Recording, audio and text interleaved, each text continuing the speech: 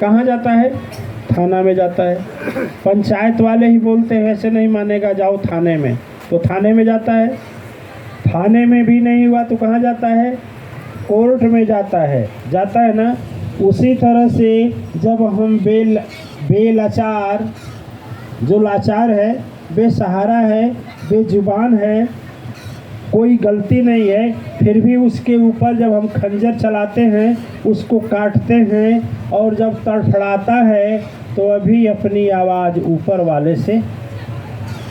अच्छा, आपसे जब कोई नहीं सुनता है तो आप बोलते हैं ना कि हे भगवान, अब आप ही के सहारे हैं, हम तो सारे दरवाज़ा खटखटाए, मेरा सुनने वाला कोई नहीं है, अब आप ही सुने। आप भी बोलते हैं ना।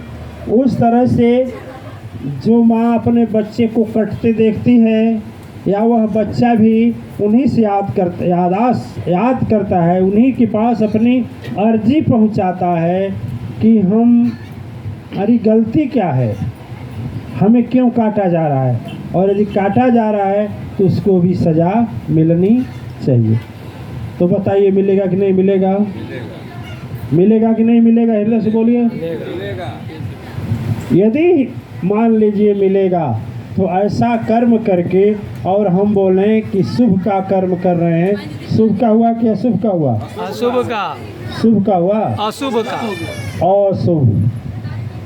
दिव्य आत्माएं, आज के दिन आप समाज में जाइए, लोगों को समझाइए, बताइए कि वह समय नहीं है, अब जागिए, क्योंकि आप लोगों को जगाने के लिए सदगुरु के द्वारा दीक्षा दी गई है। अपना भला नहीं, अपना भला तो वैसे हो जाता है, अन्य का भला के लिए आप लोग आगे बढ़ें, उनको समझाने का प्रयास करें। इस तरह से शुभ कर्म पर अशुभ कर्म न करें, नाम शुभ का और कर्म करें अशुभ। दिव्य आत्माएं, यदि यह बात आपके मन में भावना प्रकट हो गई, एक चीज तो समझ में आया कि हमें शुभ कार्य पर अशुभ काम नहीं करना चाहिए, और अशुभ क्या है वह भी जान लीजिए। सदगुरु प्रणाम, तुम्हारे चरणों में, सारे तीर्थ धाम तुम्हारे चरणों में। चरणों का भावना समझो।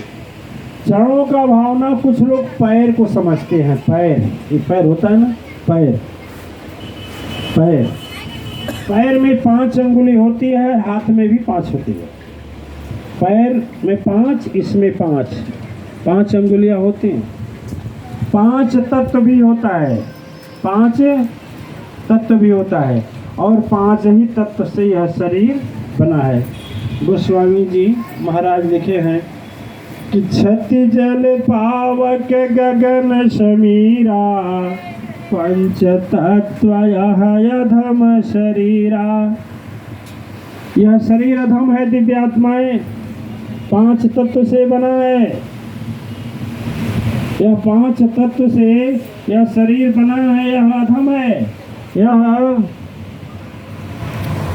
यदि सदगुरु के पास पहुंच जाता है यह शरीर, तो धन्य हो जाता है, देवता बन जाता है। और वही यदि माया और संसार में लग जाता है तो अधम हो जाता है, जीते जी नरक सा जीवन जीता है। मरने की बात छोड़ दीजिए, जीते जी नरकगामी शरीर होने लगती है, कष्ट होने लगता है।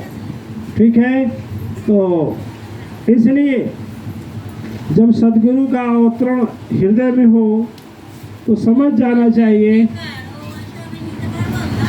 कि यह मन में अच्छी और सच्ची बातें भाएंगी, अच्छी और सच्ची बातें मन में बैठेंगी, अच्छी और सच्ची बातें मन में जन्म लेंगी।